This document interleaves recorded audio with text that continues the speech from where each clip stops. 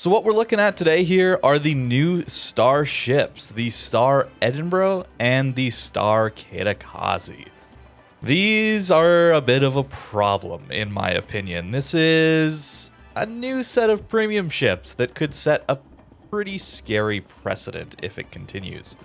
They certainly look pretty cool, don't they? The camo is supposed to change based on if you're spotted or not in-game. Seemingly they have a good captain voiceover, different sounding guns, this kind of thing. Really, it's just a camo change on the Edinburgh, though. And they're selling it as a premium, which is a little odd. I think in the past we would have seen this as just a camo for the Edinburgh, right? I think that that is a bit of an issue, but that's not really the main problem here. Let's go over to the Kitakaze just so you can see that one as well. The big issue here is these ships are only available in loot boxes, and that is it. That is the only way to get these ships. Otherwise, they're just a tech tree ship with a skin. The Kitakaze has one difference, though, where the torpedoes are actually the F3s that go 8 kilometers instead of 12. Other than that, they are tech tree ships that are loot box only for the cosmetics. And while I understand that, you know, this is a game that's free to play and they want to make money, and cosmetics are a great way to do that, I really don't like the idea that we only have access to these things in a loot box. I really think there should be a bundle where you're just able to buy it outright rather than engaging with random drop mechanics. I'm not a huge fan of that at all. And these do have some advantages over their tech tree counterparts as well. They actually do fit into their respective tech trees. So this isn't a separate star kind of tech tree or something like that where you could only use these special commanders and that's it. They just fit into the Japanese and the British tech trees, so they're going to be used as captain trainers as well. So they're basically just a premium Kitakaze with 8 kilometer torps and a carbon copy Edinburgh as a premium. So that's the ships that you're getting here as a loot box reward. And they are made outside of any collaborations. It might look like it's done in some sort of collaboration with something. Seemingly they want to get away from the collaboration idea where they can only bring back those ship skins and models when they are collaborating with a certain brand. This way they can bring them back more often, which hopefully that means they'll come in the future as a normal bundle that you could just outright purchase. Overall, I'm a big fan of knowing exactly what you're getting for your money and not gambling away on loot boxes personally. You guys know that. I've been about that for quite some time. There hasn't really been much that's come up like this in a while, but this one it's time to talk about it again. Loot boxes are just awful. I think that they're really predatory, and games industry is really preying on the psychology of people. Loot boxes are a pretty common mechanic. There's others, of course, but there's a good reason why a lot of game development studios are hiring psychologists to build out their in-game economy and extract as much money as possible from people. And loot boxes and this Star Kitakaze, Star Edinburgh are seemingly a direction that wargaming is going. Perhaps I'm reading into it too much. I will get back to you guys in a little bit, though. I've asked a question or two here on the CC Discord. I haven't been replied to quite yet, but I am asking to see if these will be available for just a normal money or doubloon purchase later on. Even then, I'm not a huge fan of it because these could just easily be skins for the existing ships rather than a whole extra thing that costs way more. But I can see a bit of value if you're someone who really enjoys the Edinburgh or the Kitakaze and wants it as a commander trainer as well, and the ability to swap commanders back and forth a little easier. But yeah, I don't really know. So we'll see if by the time we're done playing some games in these ships, I do get a response or not. Although it's possible they don't get back to me in time, so make sure you do check the comments down below. I will pin a comment if I do get a response, so keep that in mind. Jumping in though, Star Kitakaze, we're just a Kitakaze, so we are going to be playing with our gun range a lot. This ship can get some pretty insane range, as well as shell pen. So the unique thing about the Kitakaze line, of course, the Hiraguma line, is you get this 30mm pen on 100mm guns. So we can farm a lot of cruisers that way, and battleship superstructures are pretty easy to hit, so I'm not too worried about farming them. Not a huge fan of taking IFHE on this ship because we just miss out on so many fires. DPM-wise, we're doing pretty good in this ship, I would say. Although you can lose to some of these tier 10 gunboats or even some of the tier 9 gunboats. But your concealment is so much better than them that we are going to be able to sneak into cap zones a little bit easier and do that whole map control thing. And we're going to try and get B here early on. We got to be careful, though. They do have a destroyer with a radar. And then, of course, there's a Des Moines with a radar as well, which now we know where it is, which feels pretty nice. We're currently not located or anything, so we don't think that the enemy DDs or even the subs nearby, potentially. But I'm going to get ready to leave anyway. I don't really want to stay here.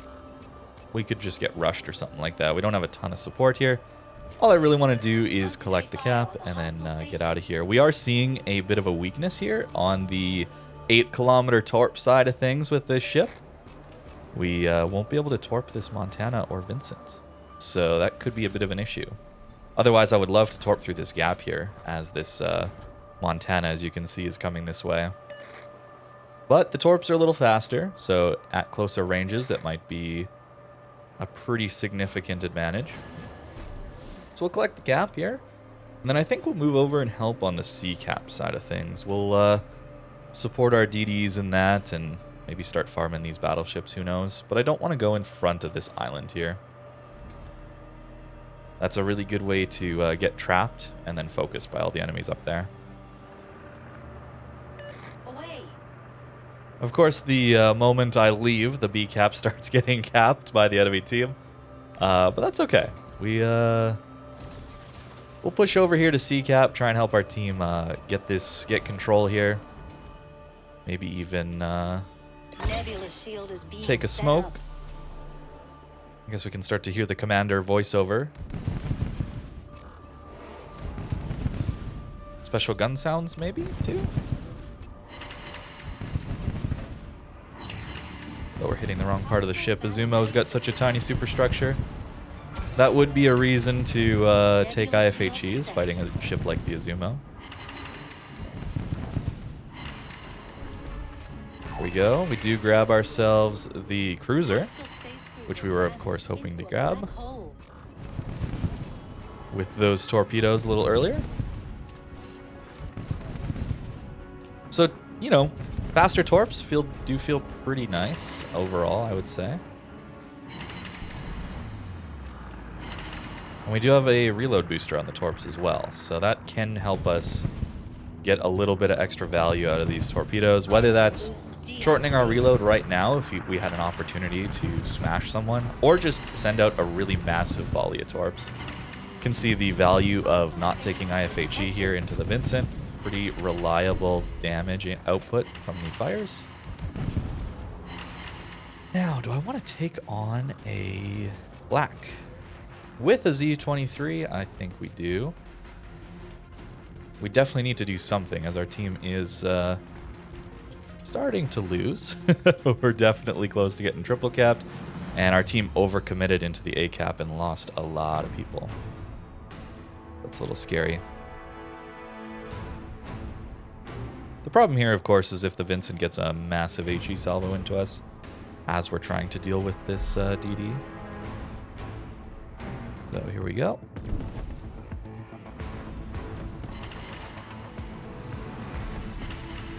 Nice. Vincent didn't shoot us. Try and hit the black. And then we know he's got this radar gimmick, right? Like, that's the whole thing about the black, right? So that's where I wanted to take this engagement, where I could get behind this rock. Feels pretty nice. Really good to get him out. Really, really nice to kill him. With the Vincent gone, I'm a little more confident now.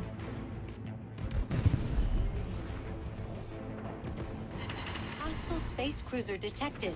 Hostile battle spaceship detected. His voiceover is kind of mid, I think. in my opinion. I'm not a huge fan of it, but I suppose it's something different.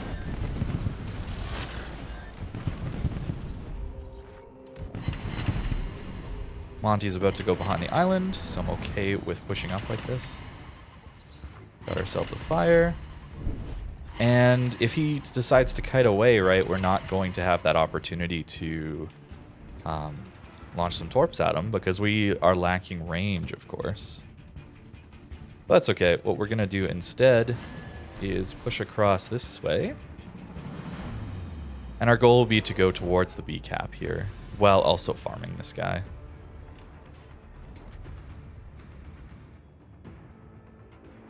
And he's used his damage control.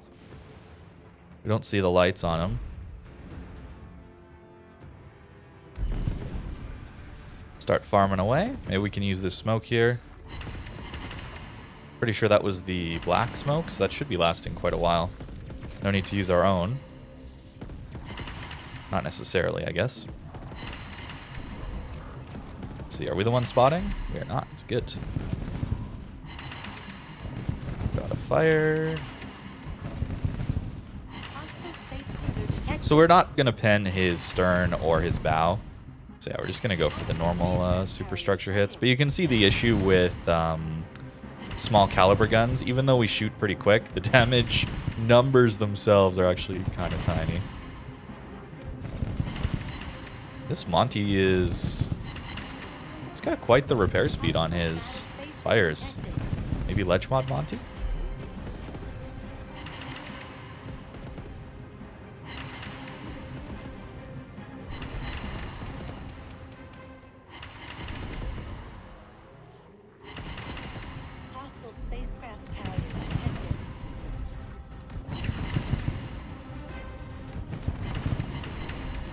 Possible that we're going to be the ones spotting this guy. Engine boost activated. Let's use our boost so we can stay in range.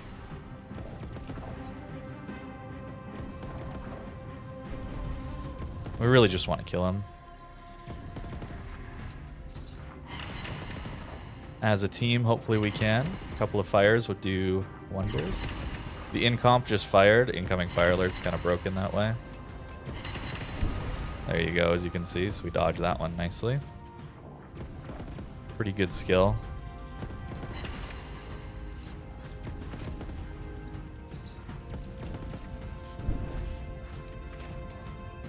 Let's see. What do you got? Hostile space cruiser detected. Hostile space destroyer sighted. Oh, he's not even going after me. Nice. Let's start farming him then. Unfortunately, it looks like the Monty will be getting away. I can't leave the cap too much. I don't want to chase too far into enemy spawn here. Ideally, I'd love to go after anyone going for the cap zone here, right? Hornet crossing. Maybe we can get some damage in there. 106k. That's pretty good so far. Kitakaze in this line has always been pretty good at farming. Hostile space cruiser detected. Hostile space destroyer detected. Space Destroyer. What does that mean? Well, I guess you can see how the camo looks when you're lit up now. A little more alert. Which is interesting, certainly.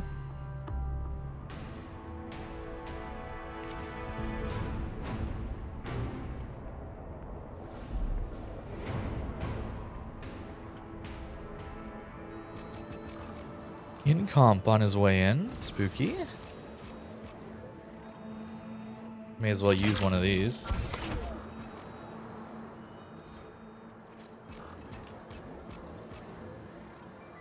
And it appears he's going behind this rock, which fair enough. Send that one out there like that. Although he might ground. Probably the smart play, honestly. Monty's on half still. The hostile crew Wow. is about to win. And they got the Conqueror. Yeah, I don't think we got this one, guys. Unfortunate. Underwater projectiles on the left. Yeah, I don't think I'm a huge fan of this voiceover, I gotta say. Not the biggest fan of it.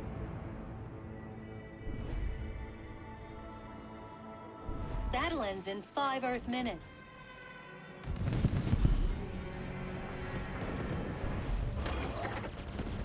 Anyways. Kitakaze things. Unfortunately, it's a little bit weaker thanks to the worse torpedoes, but hey, it's a Kitakaze. It'll still do pretty well. That's what we get out of this one.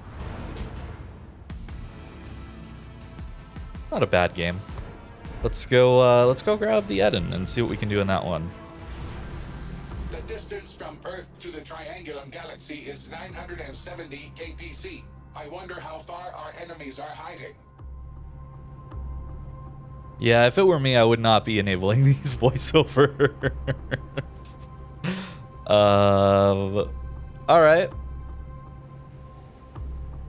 I don't know, man. It's kind of interesting having these camos adapt and be more flashy when you're spotted and not. But I can't help but feel like it's so similar to the existing space camos we have, you know? Pretty obvious inspiration there. And those were just camos you could buy outright for doubloons in game as an option instead of the normal perfect camos. I don't know. It feels weird to me, man. It feels. You guys are gonna have to let me know in the comments down below. Am I overblowing what this really is, or not? It just. Especially, oh, I'm playing way too aggressive. Especially given you can't buy it. You have to gamble for it. Right? Like, you have to gamble for these. And then you get yourself a tech tree ship that now can be a captain trainer. That's really your main benefit over this being a permanent camo. Right? A permanent camo would still give you a lot of credit bonuses and that, but you wouldn't be able to move commanders over to it easily for free. You'd have to pay that penalty, of course, of doubloons or elite commander XP. Oh my goodness. What is this? They're so far, and they didn't get spotted. Nebula shield is being set up.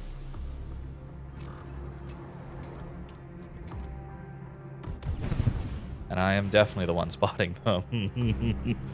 All right. Well, we're gonna hope for some spotting from our DD here. Nebula shield set. And now we're playing Smoke Eden, which is not a ship I've played very much recently. So we'll see how this actually ends up going.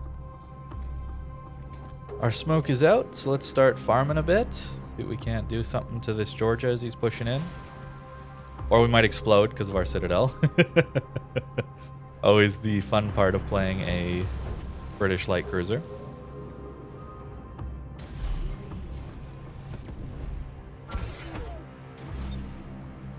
"40 seconds to the heal.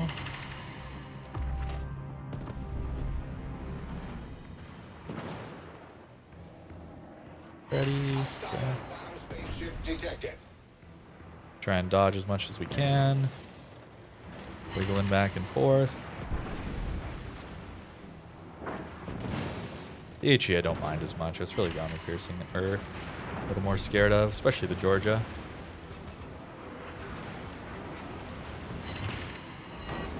He went for the Mogami. All right.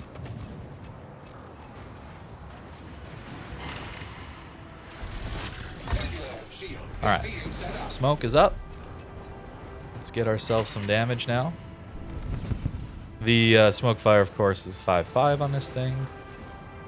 Something you always got to keep in mind. They are pushing hard, though. Wow.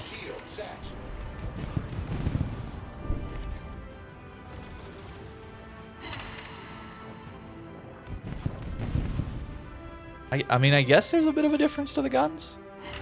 Maybe I don't have my audio tuned for myself, but you guys let me know. Blind fire incoming? Might be. He's searching.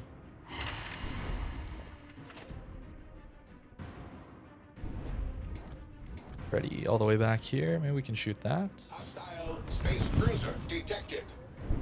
All right, I think we probably got to start running from here yet too. Well, maybe not. That Atlanta pushes. A little worried about Amalfi charging me here.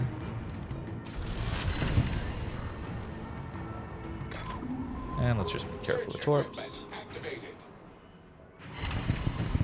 8k there, that feels pretty nice.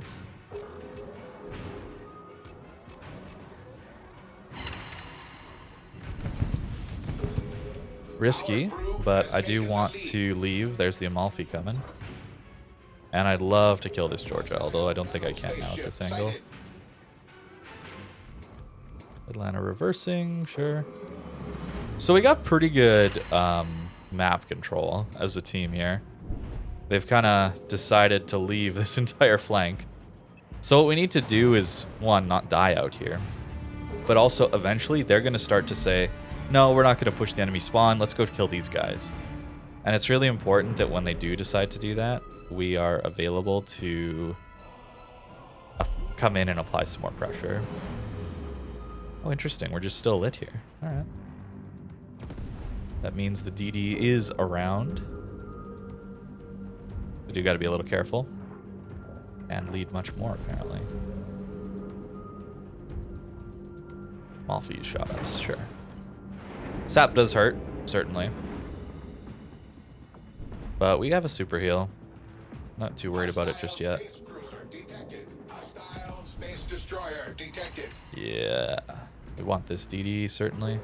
Concentrate fire on the designated targets. Hostile battle spaceship sighted. Yeah, these voiceovers, bro. Let me know. Again, let me know. This is all new to me too. Let me know. Our crew has taken the lead. All right, looks like a bit of a blowout on this one, so not a whole lot for us to do yet. But hey, we've done 60k. Hostile space cruiser detected. Our crew has taken the lead. Hostile I mean, if I'm honest, I kind of like the Our victory is in sight. I kind of like the change to what the ship looks like as you're getting more into the battle. You're spotted in that. It's kind of cool. If they would bring that to more ships, as maybe the searchlights concept of super ships when they're using their special gimmick, or I don't know. I think it's kind of cool that you're kind of in a passive state and then an active state as you get spotted. But I don't know if I'd gamble for that, personally. Alright, let's see if we can take this dude out. And Discord notification. Alright, we'll have to see what that answer is. Perfect timing. I didn't give him a lot of opportunity. I kind of asked the question and then started recording this video. So, let's see. Hopefully Bogsy got back to us. Didn't manage to take out the Fantask there. Pretty unfortunate, although could have certainly been aiming better there. Wolfie just given up? Or did he disconnect? Sure, we'll rush into 2 battleships. Why not? Nebula shield is being set up. Yep. Yeah, that's what's gonna happen. It is a light cruiser, but hey, we managed to live. 86k, it's all right. It's an Edinburgh, right? Like, if you've played it, you know what it's like. Yeah, let's get back to port, and I'll see what this reply was. All right, I am back now. Finally, I had a good discussion with Bogsy in Discord there, and some good news and bad news, in my opinion. I think it's a good thing here where they've taken into account some of the feedback that I've given. And I should mention, too, that there is a maximum limit on the number of boxes that you can purchase. So theoretically, there is a upper limit to what you can spend on these ships. Bogsy did some math here for me, and it's around 34,720 doubloons total for this entire event. That'll get you both premium ships with their camos, the 2 commanders, 60,000 coal, 9 million credits, 150,000 free XP, 450,000 free XP, and a ton of tier 2 and 3 boosters. So that will be pretty expensive to try and get all of this. I did bring up, though, that for most people, when it comes to premium ships, they don't exactly want to purchase in-game resources. The point of a premium ship, in my opinion, is that you use the premium ship to grind out those in-game resources, so you don't spend real money on them. At least that's kind of my idea. You guys will have to let me know in the comments down below. The other thing about this event is it's not tied to a collab. I did mention that earlier, so even though he said there is no set date on these coming back or anything like that, there's no plans yet, it doesn't mean it won't happen in the future. So unfortunately, that does mean that the only way to get these for now is through engaging with these loot boxes, and no mention of a fixed cost either now or in the future. So a little disappointing there, but I do like Bogsy a lot, and I do think he took that feedback and will deliver it and pass it on. Keep in mind, a lot of these people, especially the ones I'm talking to, are community managers. They're the ones not making the big game decisions. They're here to provide information and discuss things with us and pass things along. So I really do appreciate Bogsy for taking the time and responding pretty quickly. Honestly, I didn't give him a lot of time. But for me personally, I'm a little bit disappointed in this event. After all, at the end of the day, these are tech tree ships, and they're pretty expensive given what you are getting on top of them. It's really just a camo. We know this. I do want to show you guys a few of the other crazy camos we've had in the game that, of course, are much cheaper, that go along with some events, and are easily available for real money, or at least a fixed purchase, right?